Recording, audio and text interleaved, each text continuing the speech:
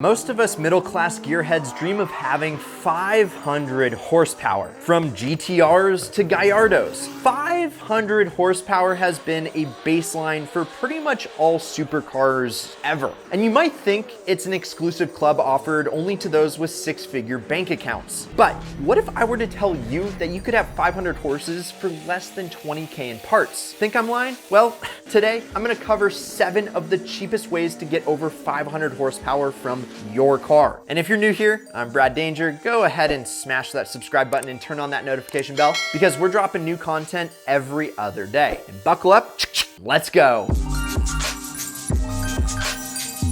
So let's start it off cheap, like Civic cheap. And before you start picturing a total ricer with an overmodded Civic, forget it, because we're talking about pure performance. Offered in Acura Integra GSR models or as a pre-2000 Civic Si, the B Series was the precursor to the K Series. And to get 500 horsepower without spending an absolute fortune, go grab a humble performance kit for the Honda B Series, which promises 600 horsepower. And the base kit's only gonna set you back $1,900. But if you can pony up $1,300 more, you can get even higher quality parts. And no matter what kit you end up going with, they don't throw in intercooler piping, so you're gonna have to spend another 200 bucks or so on that, and about 900 bucks on forged internals. Plus, you're then gonna have to upgrade your clutch, so for 425 bucks, you can get a competition clutch stage 5, and from there, you've only spent 3,425 bucks on modifications. And the car itself floats right around 6,500 bucks. So with a little napkin math, you're looking at roughly 600 horsepower for roughly $10,000. That is a killer bargain, because that's including the car. And yes, it's not gonna be luxurious at all, but it will be a ball of fun and sound so good.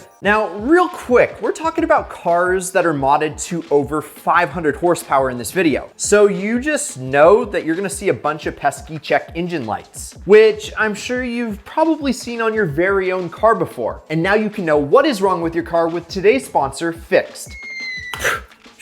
Because with this little guy, you just plug it into your OBD2 port on any vehicle 1996 or newer, and voila, you know exactly what's wrong with your vehicle. See, it connects via Bluetooth to your phone and the app tells you exactly what the issue is. Now, normally this fix module would cost 60 bucks, which is already a great value.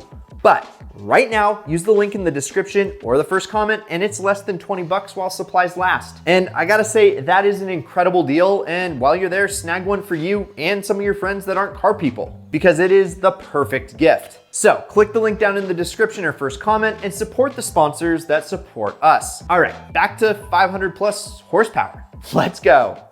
So, still want more power? Get yourself a 135i or a 335i from 2008 to 2010. Now, both of these cars come with that legendary N54 motor, and it is a great place to start on your quest for 500 horsepower nirvana. Sure, it doesn't have 500 horsepower right out of the box, but with a little bit of moolah, you're knocking on the door of 500 easily. And that's not even close to the limit with these motors. But if 500-ish is enough for you, you gotta do some supporting mods like colder spark plugs and a big front mount intercooler, which are only gonna set you back 525 bucks, which is not bad for a German missile. Then go and add dual cone intakes for 90 bucks, and that's good for another 20 horses. Pair that with a girthy 3-inch catless downpipe for 300, and you got another 25 horses. But the best way to take advantage of those mods would be to get a tune from a reputable shop. So drop another 500 on a JB4 performance tune to bring out the full potential, and even with that, you're still just shy of 500. So what do? Well, you get an MHD flash so you can run 40% E85 for 150 bucks, and boom, 500 horses, baby. Now, to build an N54 up to 500 horses, it's gonna cost you around $1,565 in parts alone, which isn't a whole lot. So if you want a sleeper, buy an E90 sedan, or if you wanna go a little bit more sporty, get an E92 coupe, or a sweet E93 convertible if you wanna go topless. And all 3 of these platforms, you should be able to pick pickup for roughly $7,000 to $10,000, especially if you use the Ideal Car strategies to buy them like a pro. And you definitely want to click there if you want to check out my 30-minute webinar that's completely free, talking about 7 secrets to make money driving your ideal car. And if you want something a little bit smaller and a little bit more unique, you can definitely go with the 135i. And those are a couple $1,000s more than the comparable 3 Series. And you can get one in either a coupe or a convertible. But all in, for a clean E90 335i with 500 horsepower that you've built yourself, you're looking at less than $15,000. And for a Bavarian baller, that is not bad at all. But the headache of repairing a 500 horsepower German car might not just be worth it. So how much does it cost for American simplicity? First up, the almighty LS. If you've ever gone to your local junkyard, you are bound to find loads of LS engines just lying around. The cheapest ones to buy in working condition are either the 4.8 or 5.3 liter Vortec LS engines.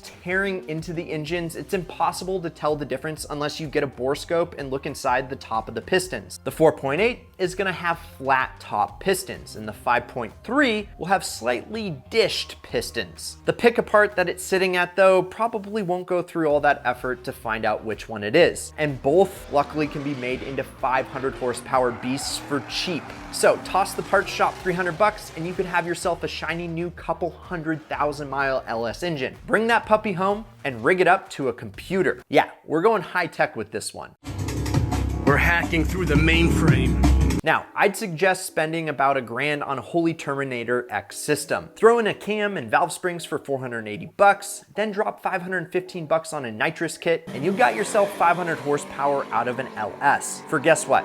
$22.95. Now, if it were me, I would buy a $5,000 Miata and drop $7,500 on a Miata swap kit, and you're looking at a 500 horsepower LS Miata for $14,795. That is one hell of a burnout machine. But what if I were to tell you that there's a car out there that you could buy and do a simple tune to hit 500 horsepower? The Porsche Cayenne Turbo makes it simple and easy. Now, out of the factory, it came with 450 horsepower, which is definitely respectable and faster than most cars on the road. But the Cayenne Turbo needs just a little bit of bump to cross the 500 horsepower mark. But wait, it's a Porsche, so it's gotta be expensive, right? Well, today you can have one for 12 to 15 grand. Like this prime example for less than 14,000. Then just toss $600 at a VR tune and that brings it up from 450 to 501, baby. Sure, it's got a lot of weight to lug around, but hey, it's still one of the cheapest and simplest ways to join the 500 horsepower club. Plus, people are just gonna think that you're rich because you're driving a turbo Porsche. And it earns like double brownie points because it's super practical. But what if you don't want to be practical, or practicality doesn't really matter to you? Then you might want a small lightweight car that will out-accelerate a motorcycle. So you get a Honda Civic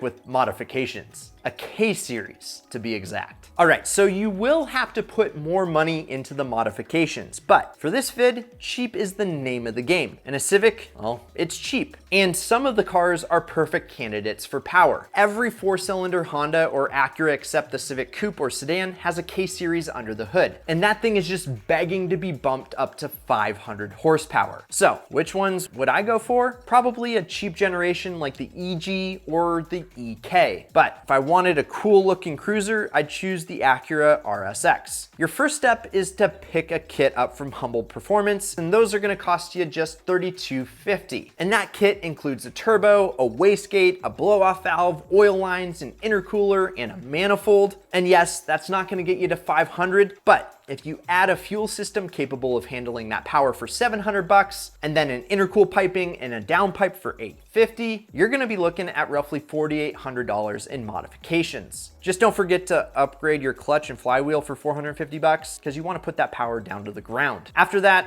it is time to look at the internals. Retainers, valves, and springs are gonna cost you $475. New pistons are roughly $500, rods are $800, and all in, you're looking at just over $7,000. Then sprinkle in a Civic for about $4,000 or an RSX for $6,000, and you'll have a little pocket rocket that's gonna give you a ton of miles per gallon for $11,000 to $13,000. The K-Series is definitely a legend when it comes to motors. So when you put enough mods on it, of course it's gonna hit 500 horses. But what about a plush luxury car? Well, what about a BMW 550i? These guys had an MSRP north of $60,000. So you wouldn't expect the 550i to be cheap, would you? But our good friend depreciation is here to help. And you are well on your way to 500 horsepower. Because a stock 550i comes with a 4.4 liter twin turbocharged V8 making 445 horsepower. So again, not quite 500, but it is close. Now get yourself a $749 tune from Race Chip and bump that 450 horsepower up to 512 and 553 foot-pounds of torque. All you gotta do is plug that device into your OBD2 port and boom,